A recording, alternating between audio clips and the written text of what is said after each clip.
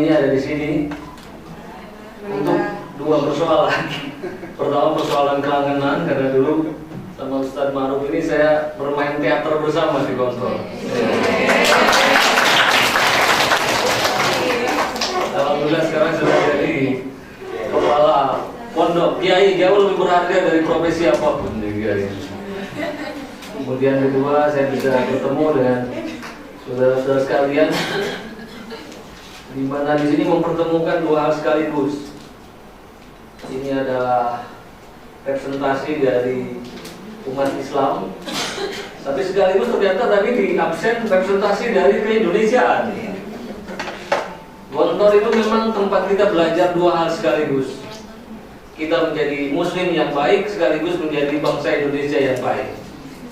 Di Gontor lah tempat kita belajar.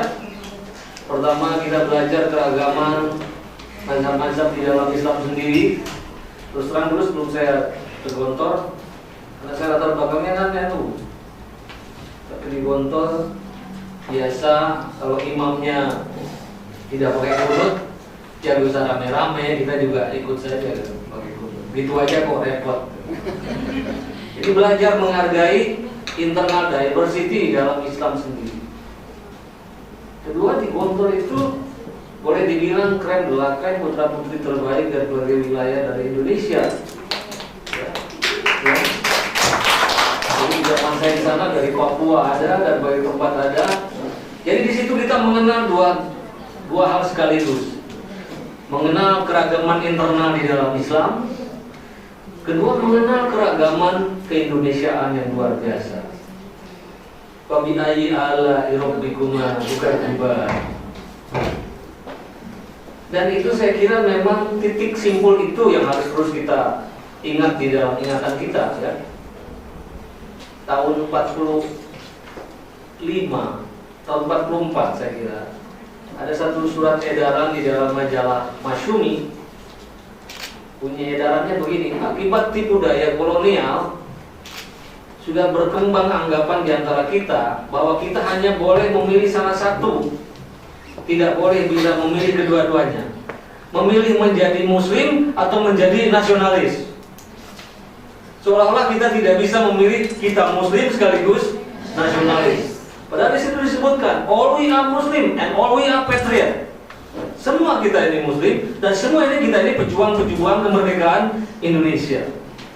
Jadi sebenarnya kita bisa menjadi 100% muslim, 100% bangsa Indonesia, 100% Pancasila.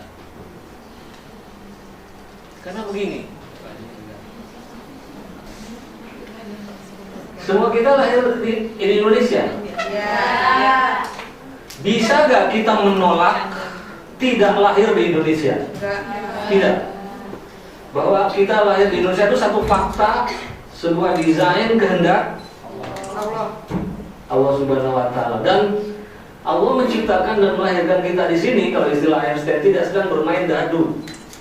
Artinya tidak tanpa alasan.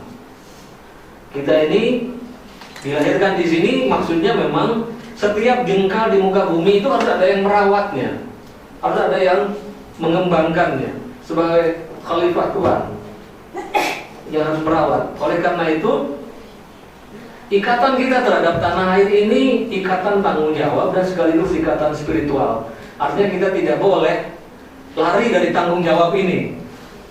Bahwa kita dilahirkan di sini, dibesarkan di sini, minum dari air yang mengalir dari perut bumi ini, kita makan dari saripati tanah yang ada di sini, dan kita menghirup oksigen yang ada di sini, dan kita punya hutang budi kehormatan terhadap tanah air ini. Kita adalah perawatnya. Dan barangkali kita sering kurang bersyukur. Kita sering mengalami kurang syukur dalam arti kita tidak mensyukuri kebetulan. Coba sekarang ada berapa miliar manusia di muka bumi? Mungkin sekitar 7 miliar. Dari 7 miliar manusia itu kita beruntung dilahirkan di negeri yang namanya Indonesia ini. Beruntung banget. Coba kalau kita ke Sub-Saharan Afrika gitu, ke Ethiopia atau ke Sudan, Ethiopia, kemudian ya sub-Saharan Afrika sana lah, Somalia. Aduh, kita kurang apa ya Indonesia ini, luar biasa. Sehingga tahun lalu negeri Indonesia itu dinobatkan sebagai salah satu dari 5 negara tercantik di muka bumi. Luar biasa. Ya. Nah, oke. Coba pertanyaan. Dan tempat di mana kita hidup ini, selain keindahannya juga, ini satu negara kepulauan terbesar di dunia dengan jumlah pulau lebih dari 17.000, berbilang-bilang suku bangsa, ras, warna kulit, agama.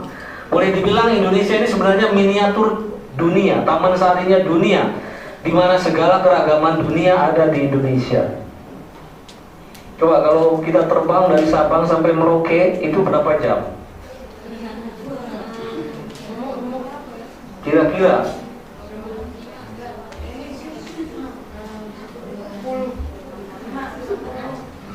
antara 8 sampai 9 jam. Bagi orang Indonesia yang doyan umroh atau naik haji, tahu persis.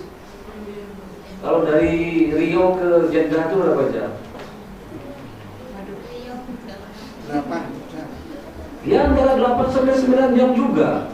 Sadarkah bahwa Sabang sampai Merauke itu hampir sama dengan Pekanbaru ke Jeddah? Itu luas kan, ya luas Indonesia ini. Dan coba lihat, kalau dunia Arab itu satu daratan, satu bahasa, satu ras, negaranya pecah berkeping-keping dan tidak ada tanda kapan dunia Arab itu konfliknya reda. Satu daratan, satu ras, satu bahasa, pecah berkeping-keping. Indonesia ini berapa pulau? 17.000 pulau. Berapa bahasa? Berapa ras manusia? Tapi sampai hari ini kita masih bersatu di dalam satu negara. Padahal negara juga ngurusnya gak baik-baik amat gitu. Gak diurus baik aja kita masih bisa bersatu. Alhamdulillah. Oke. Ini kan luar biasa. Nah, ketika kita memutuskan untuk merdeka dengan keragaman manusia agama itu, kira-kira mengapa sih kita ini harus merdeka? Apa tujuan kita merdeka? Ada yang bisa jawab? Untuk apa sih kita merdeka dari penjajahan? Oke, ya, kalau terlalu tinggi itu, terlalu tinggi. Coba saya tunjuk ya. Ini mestinya kalau ada mic yang mikrofon yang membayar saya bisa. Tapi kalau apa? Saya tunjuk saya. Oke. Nah ini yang paling kiri karena pura-pura gak mau lihat saya. Jadi saya tunjuk. Oke, siapa namanya? Nida. Siapa? Nida. Oke, Nida. Di dalam hidup Anda sebenarnya yang dikejar itu apa? Hidup mau apa? Yang diimpikan hidup Anda meraih apa? Nah, tepuk tangan buat beliau. Jadi katanya motif terdasar dari seluruh tindakan manusia, mengapa bersekolah ke Gontor? Jangan bilang dipaksa orang tua ya. Mengapa sekolah ke Gontor? Mengapa harus beragama? Nanti kemudian kenapa harus mencari pasangan? Mengapa harus bernegara? Motif terdasarnya satu, yaitu mengejar kebahagiaan, baik di dunia maupun di akhirat. Barangkali kebahagiaan ini kalau bahasa doa kita di ujung penutup semua doa itu apa? Rabbana atina fid dunya hasanah wa fil akhirati hasanah wa qina adzabannar. Nah, jadi kita dari segala keragaman itu merdeka memang untuk mencari satu titik temu di dalam rangka memperjuangkan namanya al-maslahatul ammah, kemaslahatan bersama dalam kehidupan majemuk di dalam rangka mencapai kemaslahatan dan kebahagiaan hidup bersama. Oke. Nah sekarang bagaimana masyarakat majemuk seperti Indonesia dengan macam agama, macam ras, macam bahasa bisa mencapai titik persetujuan